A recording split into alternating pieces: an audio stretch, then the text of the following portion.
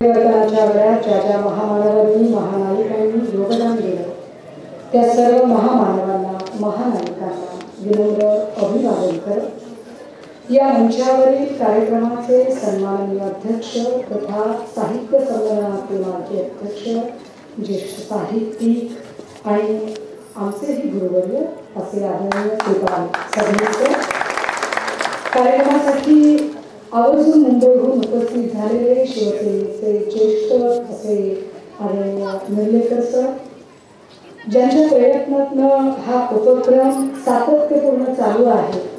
कारण दिवंगत धुमाळदादांनी सुरू केलेला हा उपक्रम आजही तितक्याच ताकदीने सुरू आहे. ते धर्मबंधू माजी आमदार गौतमजी साबुतवार या उपक्रमाच्या निमित्ताने ज्यांना सन्मान करण्याचं भाग्य आम्हाला लाभलं असे आयुष्यमान राजेजी जगताप, आयुष्यमान राजेंद्रजी वाबळे, भरतकुमार गावळ, रणजितजी काकडे, तैयबजी शेख, प्रवीणजी वडे, प्रसन्नाजी कवळे, राजेजी शेगरी, ऐश्वर्याजी काळे, काळूराम रांगे, कैलास कदम, विनोद पाटील, मदनजी कोठुळे, प्रज्ञा फडतरे, हरिभक्तपरायण प्रशांत महाराज मोरे, रघुनाथजी खंडाळकर आणि 2-3 नावं पुन्हा मागे राहिली वाटतं लिहायची. ती नावं कारण मला त्यांच्याबद्दल बोललं पाहिजे. काय होते माहिती का ना, म्हणजे इथे लय लोक असा जे माझ्या भाषणात घालास, पण मी आणि माझा सगळ्या घरचा पण तुमचा आणि शेवटचा घालस त्यामुळे इथे अन्नदायी आम्हाला भेटणार आहे की आमच्यासाठी एक सरप्राईजिंग होतं. भारी वाटलं. तुमच्या बाजूला बसलेल्या तुमच्याबद्दल तर मी त्यांना म्हटलं की तुम्ही खरंच इतके थकलेले आहात का, कारण इतका तुमचा अभिनय हुबेहूब वाटतो आम्हाला. इकडे माधुरी काही बसलेल्या आहेत ज्यांनी लावणीच्या काही नव्या व्याख्या विकसित करण्याचा प्रयत्न केला.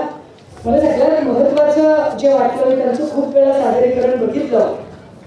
मंचावर अगदी म्हणजे नऊवारी साडीचं सादरीकरण वेगळी गोष्ट आहे, पण गोल साडीतही आणि हिच्या सँडल घालूनही तुम्ही ज्या निवया सादरीकरण करता दॅट्स मार्वलस.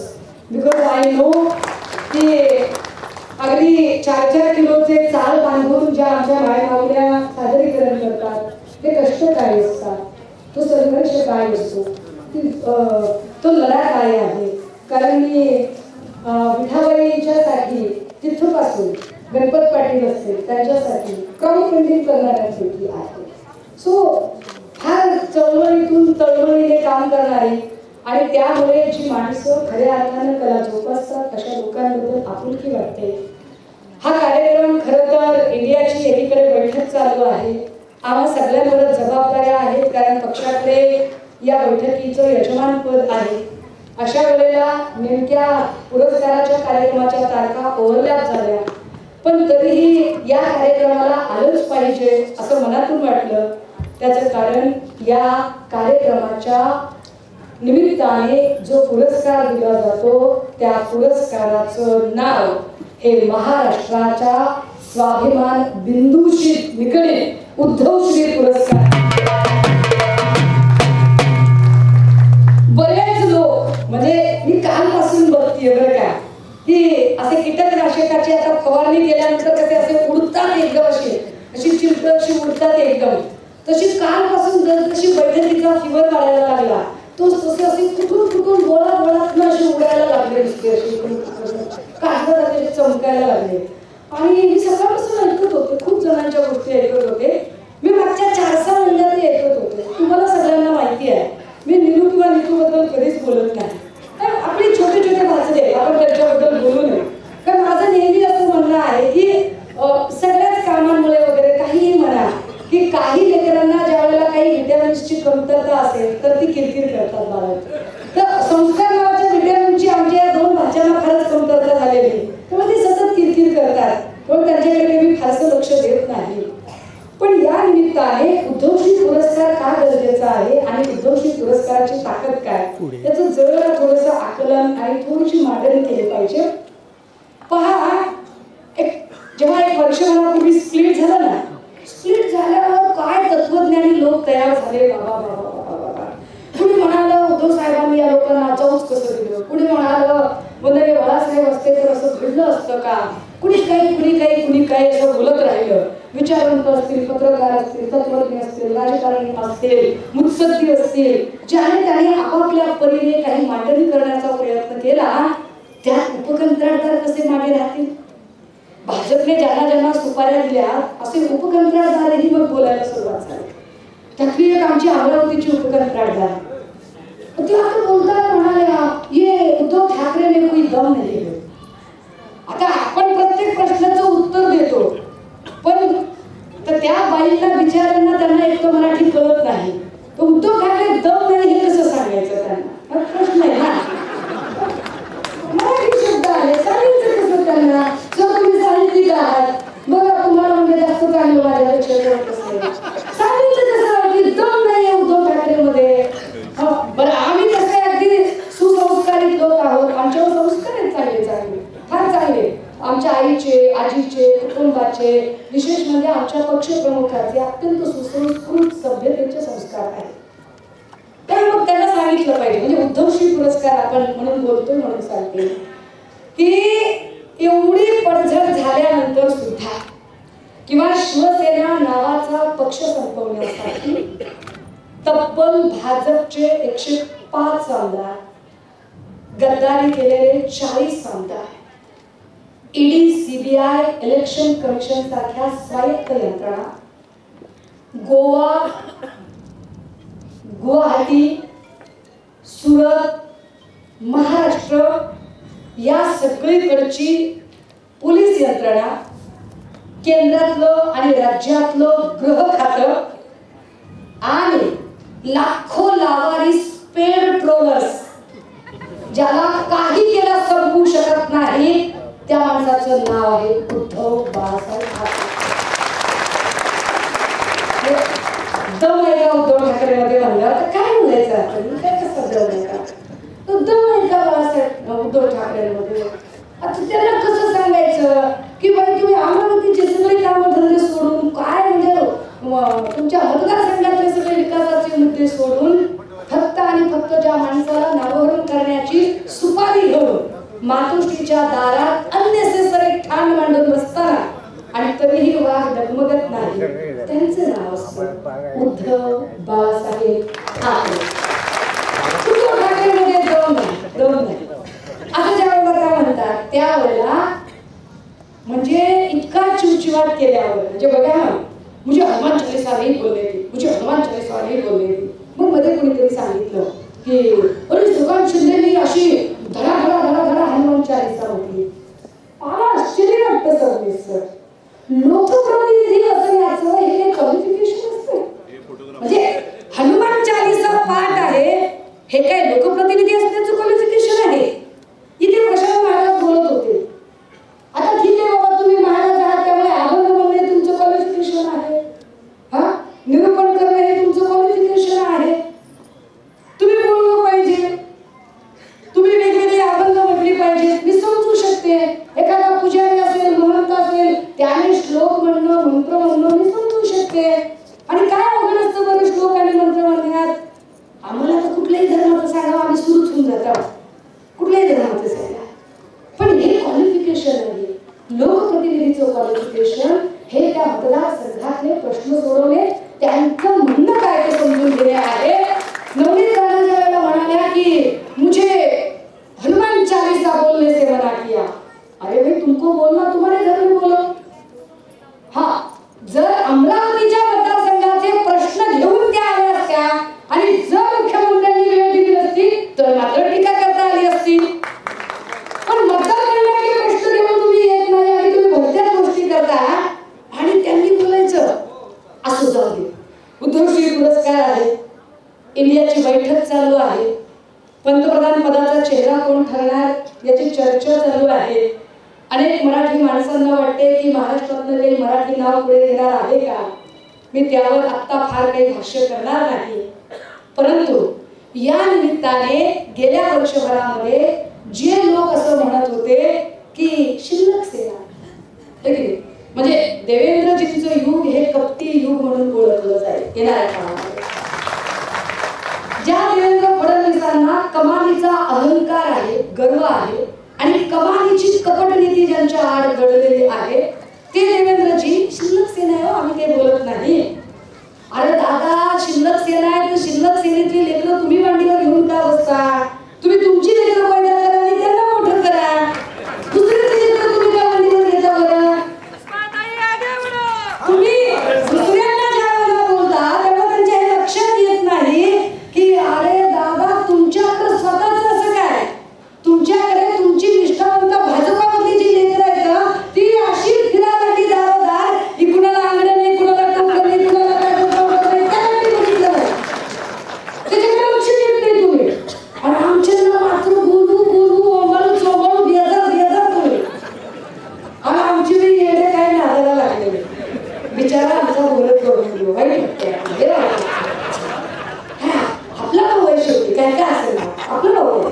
रात्री फोन केला बिचारा, दादा बरे हो काय, कसा फोन केला?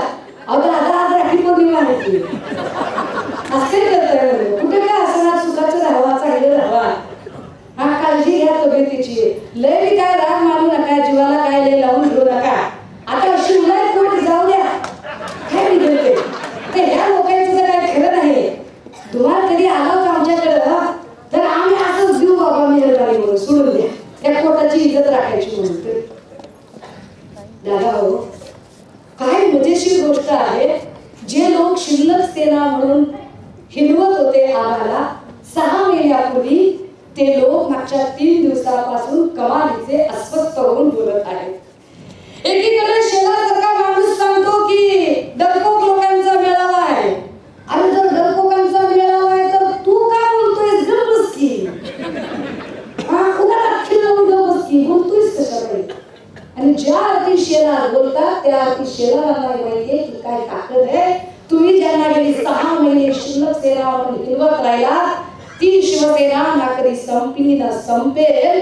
ती शिवसेना आज उभ्या भारतातल्या 28 पक्षांचं, ज्या 28 पक्षांमध्ये 13 पक्षांचे विद्यमान आमदार आहेत, सॉरी मुख्यमंत्री आहेत, 13 मुख्यमंत्री जिथे सामील आहेत, अशा इंडियाचं यजमान पद शिवसेनेच्या त्याच उद्धव बाळासाहेब ठाकरे यांच्याकडे येतं.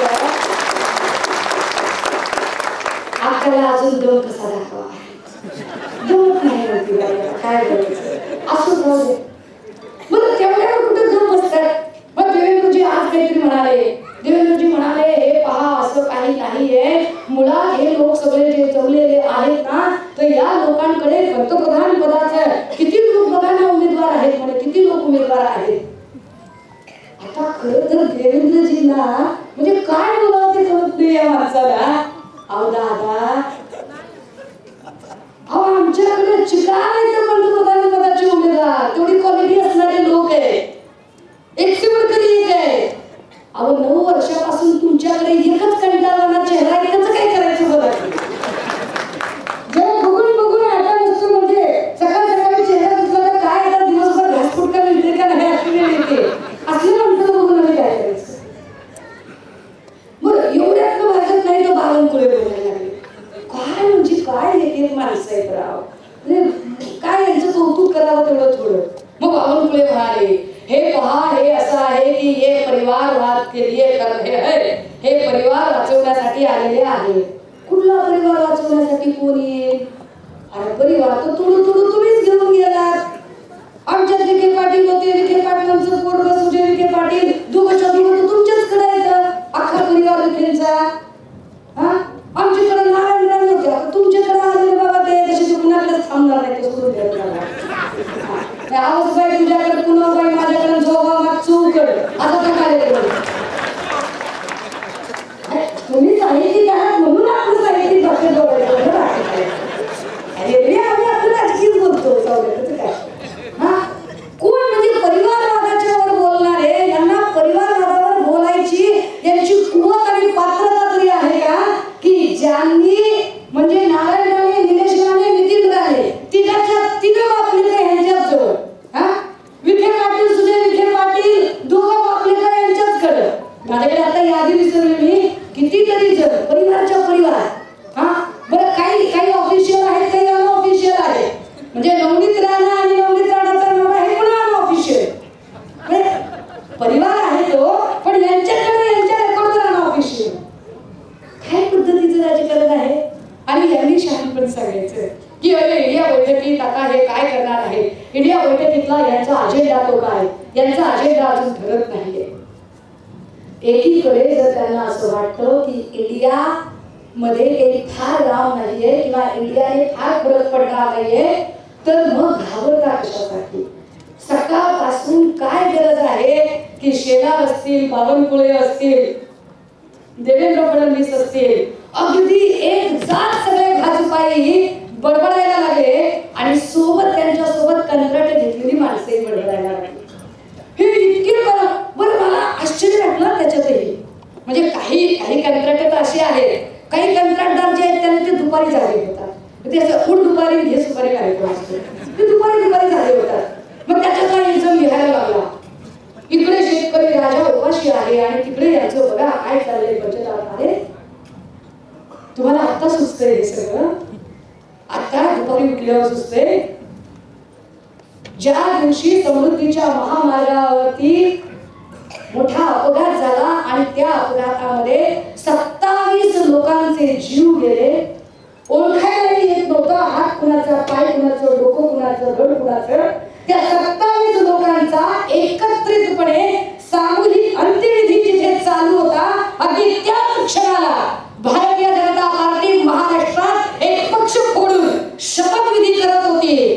तेव्हा तारीख आठवली नाही सुपारीबाज लोकांना. त्याच्यावरती अजिबात सुपारीबाज लोक बोलली नाही की हे काय चाललेलं आहे, लाजा वाटत नाही का तुम्हाला चिता जळत असताना इकडे शपथ घेता म्हणून. बरं, पुढे काय सांगतायत देवेंद्रजी. हे बघा हे लोक असे आहेत की यांचे घोटाळे लपवण्यासाठी म्हणून बैठका. काय देवेंद्रजी शोभतंय का असं वागणं तुम्हाला? काय बोलताय तुम्ही? अहो 70,000 कोटीच्या घोटाळ्याचा आरोप तुम्हीच केला दादांवर आणि दादांच्या बोलण्यानुसार दादांच्या वरती टीका करणारे एकेकाळी तुम्ही, दादांच्या धरणग्रस्त वक्तव्यावर बोलणारे तुम्ही, त्याच धरणातलं पवित्र तीर्थ आता डोळ्याला डोक्याला लावून पवित्र झाला तुम्ही. कधीच खोटायला आपण अजिबात खोटत काय होतं माहितीये का सर, आम्ही वारंवार सांगतो आणि तुमची ताकद आहे ना, तुम्ही भिडा ना, ताकद आहे ना भारतीय जनता पार्टीमध्ये. शिवसेना शिल्लक वाटते का तुम्हाला? शिवसेना संपल्यासारखी वाटते का? अरे मर्दासारखे भिडा, निवडणुका घ्या बघा, आज एक तुम्ही हल्ली करा. निवडणुकीला सामोरे जात नाही तुम्ही आणि बदमाशा करत आम्हाला सांगता कि हम कितने धुले हुए चरित्र के हैं, तुम्हारा धुला हुआ चरित्र हमने तभी देख लिया था.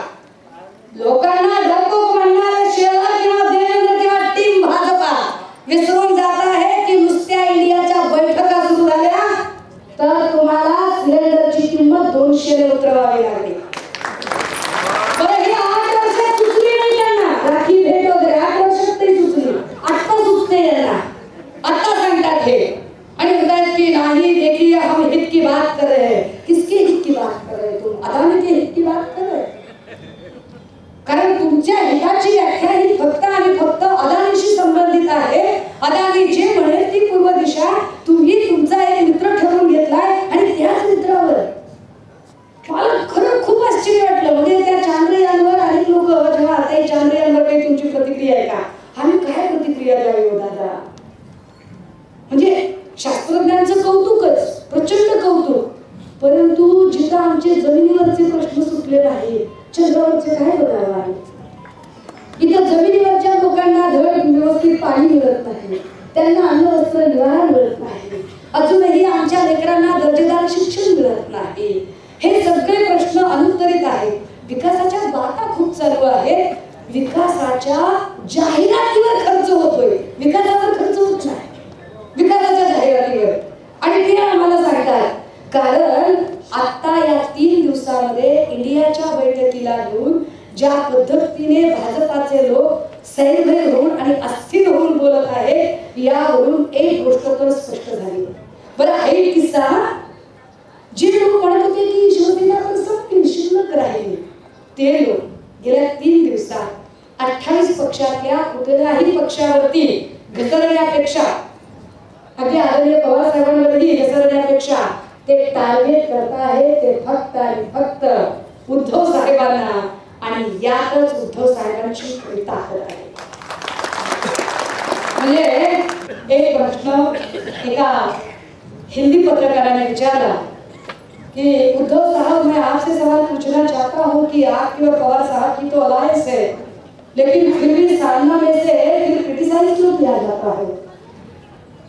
अजिबात क्षणाचाही विलंब न करता उद्धव साहेब हसत खेलत म्हणाले, ये हमारी क्वालिटी है, ये हम भक्त नहीं है, हम अपने लोगों की भी गलतियां दिखाते हैं. आम्ही तोंडावर सांगतो. आणि अगदी विदिन सेकंड पवार साहेबांनी तितक्याच खरखरपणे सांगितलं की सामन्यातनं काय लिहायचं ते पत्रकारांनी ठरावं, राजकीय नेते म्हणून काय भूमिका घ्यायची ते मी आणि उद्धव साहेब ठरवू, आणि आम्ही भूमिका घेतो. एकूण सगळं आजूबाजूचं जर वातावरण बघितलं तर ही भूमिका का घेतली, आणि उद्धव श्री या नावाचा पुरस्कार घेतानाही आपल्या सगळ्यांना भारी का वाटावं, त्याचं एक साधं सोपं महत्वाचं कारण. आणि माझ्यासारखी पोरगी जी गेली 10-15 वर्ष चळवळीत काम करते, जी फुले, शाहू, बाबासाहेब जीव तोडून सांगते, अशा एखाद्याला शिवसेनेसारख्या पक्षात यावंसं वाटतं. त्याचं अत्यंत महत्वाचं कारण असतं की जेव्हा संविधानिक चौकटच ध्वस्त करण्याचा प्रयत्न केला जातो, बऱ्याच लोकांच्या हे लक्षात येत नाही की संविधानिक चौकट ध्वस्त होते म्हणजे काय, संविधान धोक्यात आहे म्हणजे नेमकं काय आहे. आपण सगळ्यांनी ऐकावं आणि बाहेरही त्याची चर्चा करावी, म्हणून ही 2 मिनिटाची मांडणी गरजेची आहे.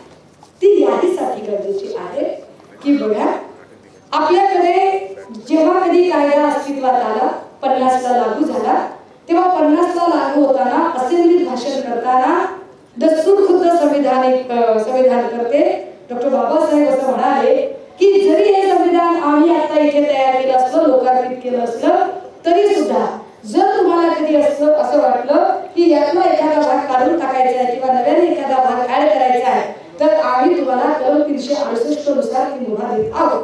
कलम 368 नुसार तुम्ही ती दुरुस्ती करू शकता. पण त्या दुरुस्तीत त्यांनी 3 पद्धती सांगून ठेवल्या. 368 अ, 368 ब, 368 क. 368 अ मध्ये सांगितली होती साधी दुरुस्ती की साधं कुठलं गावाचं नाव, सीमा वगैरे बदलायची. तर म्हणजे सभागृहात जेवढे खासदार शिल्लक आहेत, जे काही असतील, गृहीत धरा की 544 पैकी एक साधारणतः 200 खासदार आहेत, तर 200 पैकी 100 खासदारांनी जरी यस म्हटलं तरी सुद्धा ती दुरुस्ती होऊन जाईल. 368 अ. 368 ब म्हणजे काय, सभागृहातलं बहुमत. म्हणजे काय, तर 544 पैकी किमान 272 लोकांनी यस म्हटलं पाहिजे. 543 पैकी किमान 272 लोकांनी यस म्हटलं पाहिजे. अशी दुरुस्ती कशाबाबत करतात, 2 राज्यांचे, 2 नद्यांचे, 2 सीमांचे प्रश्न असतील तर अशी दुरुस्ती लागते. आणि तिसरी दुरुस्ती सांगितलेली होती की जर तुम्हाला ढाचाच बदलायचं, संविधानच बदलायचं असेल, मान्यच नाही आम्ही काय केलं ते, तर तुम्हाला अजून एक पर्याय आहे. काय पर्याय सांगितलाय, वर सभागृहामध्ये 543 पैकी किमान 272 खासदारांनी यस म्हटलं पाहिजे, आणि खाली जे एकूण घटक राज्य आहेत त्यातल्या निम्म्यापेक्षा अधिक घटक राज्यांच्या विधानसभेतल्या आमदारांनी यस म्हटलं पाहिजे. आता आपण भूमिका घेतोय ती का घेतोय, इंडिया भूमिका घेतो ती का घेतं, हे जरा समजलं पाहिजे. राजे हो, दुरुस्त्या करण्याला विरोध नव्हता, परंतु ज्या पद्धतीने भाजपाने दुरुस्त्यांचा एक सपाटा लावला, ज्या पद्धतीने भाजपाने राजकारणात धर्म आणले आणि धर्मात राजकारण आणले, परंतु जाणीवपूर्वक मी माझ्या उभ्या आयुष्यात कधीही राजकारणातली आध्यात्मिक आघाडी बघितली नव्हती. प्रशांत महाराज, मी चुकत असेल तर मला दुरुस्त करा. कुणीतरी एखादा भक्ताचा आचार्य उठतो आणि तो म्हणतो की माझा आध्यात्मिक सेल आहे, आणि त्याच्या आध्यात्मिक सेल मध्ये तो अध्यात्मावर बोलण्याच्या ऐवजी तो भाजपचा भरभुंजा म्हणून बोलत राहतो. बरं, नुसता बोलत नाही, जेव्हा त्याच्या लक्षात येतं की अरे सुषमा अंधारे जास्त बोलतेय का? मग काय करायचं? मग सुषमा अंधारेच्या अंगावरती वारकरी घाला. मला असं वाटलं खरंच वारकरी येत आहे. मग माझी प्रेत यात्रा काढण्यापर्यंत, माझी तिरडी काढण्यापर्यंत त्यांची मदत जाते. फार विचार केला, लक्षात आला हे डुप्लिकेट आहे, ढोंगी आहेत. हे कसले वारकरी? हे वारकरी वगैरे नाही, हे भाजपा प्रणित राजकीय रोजगार हमी योजनेचे मजूर आहेत. आणि हे भाजपा प्रणित राजकीय रोजगार हमी योजनेचे मजूर जेव्हा आपली तिरडी बांधतात, आपली अंत्ययात्रा काढतात, याचा अर्थ आपण अत्यंत योग्य मार्गावर आहोत. कारण ज्या क्रांतिवांना आम्ही वंदन केलं, अभिवादन केलं, त्या क्रांतिवांच्याही बद्दल अशाच पद्धतीने तिरड्या बांधण्याचे, अंत्ययात्रा काढण्याचे, जिवंतपणे अंत्ययात्रा काढण्याचे प्रयोग झाले. जिथं जगद्गुरु तुकोबारायांचे अभंग बुडवू शकतात लोक, तिथं माझ्यासारख्याची काय कथा? आपण काही त्याचं फार केलं नाही. एक कायदा त्यांनी बदलत आणला. एक गोष्ट विचित्र पद्धतीने बदलायला सुरुवात केली. मध्ये तर एक विधेयक काढलं त्यांनी. ते म्हणाले की UPSCना अधिकारी नेमायची काय गरज आहे? राजकीय नेते सांगतील, एक कमिटी सांगेल, अरे UPSCना अधिकारी नेमायचं नाही म्हणजे काय? किती कळतं नेत्यांना? म्हणजे त्यांनी जे कायदे काढायला सुरुवात केली, एका अर्थाने या देशामध्ये हिंदू, मुस्लिम, बौद्ध, ख्रिश्चन, जैन, पारसी सगळ्याच धर्माचे लोक एकत्रित राहतात, गुण्यागोविंदाने राहतात. या सगळ्याच धर्माच्या लोकांना सारखं धर्मस्वातंत्र्य, पूजा स्वातंत्र्य, अभिव्यक्ती स्वातंत्र्य ज्या घटनेने दिलं, त्या घटनेचा संकोच करत हे जेव्हा चालू होतं. आणि याला विरोध आपण काय करावा लागतो? कारण एक राज्य भाजपा पादाक्रांत करत चालली. पण भाजपाने निवडणुकीच्या माध्यमातून मिळवले नाही हे सगळं. भारतीय जनता पार्टी, भारतीय जनता पार्टी असं जे स्वरूप कधी काही अटलजींच्या काळात होतं, अडवाणीजींच्या काळात होतं, ते स्वरूप देवेंद्रजी आणि आता असणारी केंद्रातली माणसं यांनी इतकं बदलून टाकलं की भाजपा म्हणजे भाड्याने जमवलेला पक्ष. इथपर्यंत त्याचा प्रभाव माणसं काँग्रेसमधून आली, माणसं राष्ट्रवादीतून आली. आणि मग त्यांनी आज सांगितलं, काय म्हणाले? आज काय चिंधीगिरी करणार आहे? म्हणजे आता आमचीच भावंड आहे, सोडून द्या. त्या आमच्या भावंडांमध्ये नया बन गया, उधर जोर से बांध देने वाला मस्के काहीतरी बोलला सकाळी. बॅनरबाजी करतात आणि बॅनरबाजी करताना म्हणताय बाळासाहेबांचा आम्ही विचार कोट करतोय की आम्ही शिवसेनेची काँग्रेस होऊ देणार नाही. फार शहाण्या, अभ्यास तरी कर आधी. अरे तुला वंदनीय बाळासाहेब किती माहिती आहे, त्यांचा इतिहास किती माहिती आहे? वंदनीय बाळासाहेबांचं राजकारण असताना तू कुठं बरगुड्यात चेलीत असशील माहित नाही. तू सांगणार होय? शेंगेवर सांगणार? आणि ज्या वंदनीय बाळासाहेबांनी प्रतिभाताई पाटलांची उमेदवारी राष्ट्रपती पदासाठी जाहीर झाली, जरी प्रतिभाताई काँग्रेसच्या होत्या, तरी वंदनीय बाळासाहेब म्हणाले की ते काहीही होतो, भलेही त्या काँग्रेसचे असतील, पण जर मराठी माणूस राष्ट्रपतीपदी पोहोचणार असेल तर मराठी माणूस म्हणून मी पक्षीय विरोध बाजूला ठेवून राष्ट्रप्रथम आणि माझा महाराष्ट्र प्रथम असं म्हणत मी उभा राहील. विचार खरंच आमच्या शिंदे गटातल्या त्या 40 चुका भावांना कळला असेल आणि ह्या शेजार बावनकुळे आणि अजून काय हेच नागोबाचं लक्षात ठेवा वाटत नाही. ह्या सगळ्यांना जर कळलं असेल तर ते म्हणतील सगळं बाकीचं काही का होईना, आपण कधीच आपल्याला महाराष्ट्राला पंतप्रधान पदाचा चेहरा मिळाला नाही. या निमित्ताने जर मराठी माणसाचा चेहरा पंतप्रधान पदासाठी जर पुढे येणार असेल तर आम्ही पक्षाला प्रेरित पुढे येऊ. हा खरा बाळासाहेबांचा विचार आहे. हा विचार त्यामध्ये यांना कळत नाही. या विचारावरती अजिबात बोलत नाही आणि ते आम्हाला सांगतात. मग ते सांगायला लागले की अरे बघा तुम्ही आता काय विचार सोडलेला आहे, आम्ही काँग्रेसच्या सोबत, आम्ही यासाठी तुमच्यापासून दूर गेलो. हो, आम्ही काँग्रेस सोबत बसलो म्हणून तुम्ही दूर गेलात आमच्यापासून? सांगते कोण? सकाळी आमचा गोड बोल्या भाऊ, गोड बोल्याने साखर झाल्या, दीपक केसर. काय म्हणताय केसरकर की अरे काँग्रेसच्या सोबत गेले म्हणून आम्ही त्यांच्यासोबत गेलो नाही, आम्हाला हे पटलं नाही. काय भाऊ असं कसं बोलताय तुम्ही? अहो अजित दादा उपमुख्यमंत्री झाल्याबरोबर ते गाडीच्या मागं काय बोलत होतात तुम्ही? वाईट वाटतं ना आपल्याला. अरे आपल्या भावाला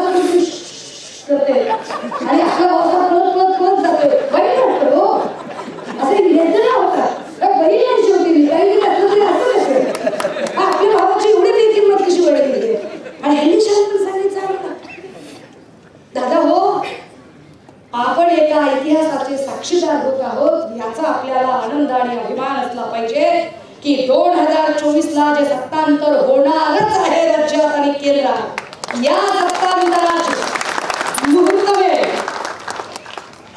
जे 28 पक्ष मिळून आज महाराष्ट्र आणि देशाची आर्थिक राजधानी बनवली जाणाऱ्या मुंबईमध्ये होत आहेत, त्या आर्थिक राजधानीतलं या महत्त्वाच्या मुहूर्तवेळीच्या उपक्रमाचं यजमान पद सन्माननीय उद्धव साहेबांकडे आहे.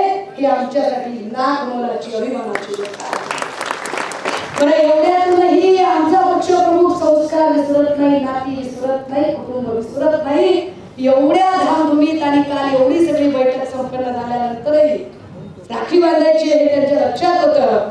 आम्ही तिघी जणी शांत थांबलो की सगळ्यांना डिस्टर्ब करूया का, नको करूया, शांत. आणि त्यांच्या लक्षात आलं राखी बांधायची ताई, चला चला पटापटा. कुठल्याही पक्षात म्हणजे पदाचा स्तराचा बरेचाव न ठेवता इतक्या साधेपणाने जो माणूस वावरू शकतो, बोलू शकतो. बरं, हा त्याच्यात अजून एक राहील, एक लय विचविचे येतो. काय विचविचारी म्हणलं, तू घरातच बसले. अरे गरज काय त्यांना ह्याचा दार बाई म्हणजे तोंडात मार करत फिरायची गरज काय? माझ्याकडे लय झाली तर पोटावर काय गरज काय? शिवसेनेचे असंख्य लाखो शिवसैनिक छातीचा कोट करून आपल्या पक्षप्रमुखासाठी राज्यभर फिरायला तयार आहे. शिवसेना प्रमुखांनी आम्हाला एका ठिकाणी बसून आदेश करावा, आम्ही एक्झिक्यूट करायला तयार आहोत. पण अडचण यांची अशी आहे भाजप आणि शिंदे गटाची, ह्याच्यामुळे दुनियाची आळशी काम चुकार माणसं कामच करत नाहीत. ते बिचारे आमच्या एकनाथ भाऊला सलाईन घेऊन काम करावं लागते. आणि नाही पण कामच करत नाही. त्यांच्यासाठी आम्हाला समजतं त्याचं काय करायचं आम्ही. दादा हो, माणसं नुसतीच रील्स बनवणारी, नुसत्याच बडाया मारणारी, शासन आपल्या दारीच्या नावाखाली जेजुरीचा कार्यक्रम 4 वेळा पोस्टपोन झाला. तीच परिस्थिती बुलढाणा यवतमाळ होती. काय गरज काय एवढं सगळं करण्याची? म्हणजे नुसताच हा जो काही डोलारा आहे, जो बडेजाव आहे, नुसता जाहिरातींचा झगमगाट आहे, या जाहिरातींचे जरी पैसे बाजूला केले ना तरी तुमच्या माझ्या गोरगरिबांच्या लेकरांना एक चांगलं क्वालिटी एज्युकेशन मिळू शकतं. ह्याच्यासाठी आग्रही राहणं खरं तर जास्त गरजेचं. पण यावर ते चकार शब्दाने बोलत नाही. सकाळी महेश मोगरे यांचा फोन आला होता. महेश मोगरे हे कॅनडातनं काही दिवसांसाठी आले. या महेश मोगरे यांच्यासोबत मी काही दिवसापूर्वी एक पत्रकार परिषद घेतली. हे महेश मोगरे त्रस्त आहे. कुणीतरी तिकडे म्हात्रे नावाची महिला जिने असंख्य कोटीची संपत्ती कमावली आणि ती संपत्ती परत वाचवण्यासाठी शिंदे गटाकडे त्या विचारायला गेले. ते मला म्हणाले, ताई मी कुटुंबातला आहे त्या बाईच्या, माझी आई आहे एवढी म्हातारी, माझे भावंड आहे, आमच्या कुटुंबातली 30-40 माणसं आहेत. आमच्या कुटुंबातल्या एकाही माणसाला ही बाई ओळखत नाही आणि जाहिरातीतला मला जोडी करत दुसऱ्या राज्यावर फिरते, काय उपयोगच आहे? ह्यांना ह्यांच्या कुटुंबातली माणसं माहित नाही आणि ही सांगताय दुसऱ्याला शांतपणे. असो, आम्हाला या सगळ्यांवरती फार काही लक्ष करायचं नाही, कारण यांना उत्तर देण्यापेक्षा आम्ही आमच्या कृतीतनं काय आहोत हे दाखवणं जास्त गरजेचं. गेल्या वर्षभराची आमची मेहनत, सन्माननीय आदित्यजी ठाकरे साहेबांची मेहनत, सन्माननीय संजय राऊत साहेबांची मेहनत, त्या सगळ्यांचं फलित आहे की या एवढ्या मोठ्यामध्ये बाकी काही हो, पण देवेंद्र फडणवीस आता पुन्हा मुख्यमंत्री म्हणून महाराष्ट्रात दिसू शकत नाही. त्याचे कारण स्वतःच्या वैयक्तिक स्वार्थासाठी, स्वतःच्या वैयक्तिक मुख्यमंत्री पदाच्या महत्वाकांक्षेसाठी या माणसाने 2-2 पक्ष फोडले. नुसते पक्ष फोडले नाही तर महाराष्ट्राचं राजकारण अस्थिर केलं आणि महाराष्ट्राचं राजकारण अस्थिर केल्याचा परिणाम असा आहे की जिथे राजकारण आणि सरकार अस्थिर असतात तिथे उद्योजक गुंतवणूक करायला घाबरतात, ते गुंतवणूक करत नाही. महाराष्ट्रातले असंख्य उद्योग आज महाराष्ट्रातनं बाहेर हलवले जात आहेत. त्याचं कारण इथलं राजकारण, इथली सरकार कायम अस्थिर राहत आहे. अशा सगळ्या परिस्थितीमध्ये अजून एक काहीतरी बोललो कोणीतरी सकाळी, लय मी म्हणलं खूपच विचलित नाव लक्षात राहत नाही त्याची. त्याच्यातला एक जण बोलला, महापुरुषांचा अपमान करणाऱ्या लोकांना तुम्ही बोलावलं आहे का? कोण बोलते? एकेकाची फोटो काढून असे दिवाणखान्यातच लावावे. बोलतोय कोण? क्रांतिबा ज्योतिबा फुलेंचा अपमान करणाऱ्या भिडेला ज्यांनी आतापर्यंत अभय दिले, जो बाबासाहेबांच्या बद्दल गांधीजींच्या बद्दल वाटेल त्या पद्धतीने करत होतो, त्या मनोहर कुलकर्णी उर्फ भिडेला अभयदान करणारे हे देवेंद्र फडणवीस, त्यांनी आम्हाला ही शाळा सांगितलं. त्यांनी सांगायचं की महापुरुषांचा अपमान वगैरे. खुद के गिरेबान में झांक कर देखिए देवेंद्र जी, आप क्या है, आपका वजूद क्या है. म्हणजे तुम्ही इतक्या आणि इतके तुटून ज्या अर्थी पडताय कालपासून, याचा अर्थ भाजपाने ही गोष्ट गांभीर्याने घेतलीये आणि तुमचं तुटून पडणं, एकूण महाराष्ट्रातल्या भाजपाई नेत्यांचं तुटून पडणं आम्ही कालपासून एन्जॉय करत आहोत. ये डर हमें अच्छा लगा और ये डर होना चाहिए, इलेक्शन तक होना चाहिए. दादा हो, उद्धवश्री पुरस्कार हा त्या कर्तबगार आणि त्याच वेळेला नजर आकाशात असली तरी पाय घट्ट घट्ट जमिनीवर रोवून आल्या. इथल्या रीतीभाती, इथली संस्कृती, इथली माता माती यांच्याशी नाळ जोडणाऱ्या त्या प्रत्येक माणसाचा हा पुरस्कार महत्वाचा, त्या नावाचा हा पुरस्कार आहे. आणि तो अत्यंत महत्वाचा पुरस्कार सोहळा आज इथं संपन्न होतोय, याचा मला आनंद होतोय. गौतमजी चालूसवार यांच्यामुळे या पुरस्कार सोहळ्यात मला सामील होता आलं. माझ्या आवडीच्या लोकांना मला हा पुरस्कार देता आला, त्यांच्याशी बोलता आलं, संवाद साधता आला. आणि निश्चितपणे पुढच्या वर्षी जेव्हा आपण हा पुरस्कार सोहळा करत असू त्यावेळेला इथे मुख्यमंत्री उद्धवश्री असं पुरस्कार सोहळ्याचं नामकरण असेल. त्यासाठी आपण काम करूया. हा ते रजा घेते. जय हिंद, जय महाराष्ट्र.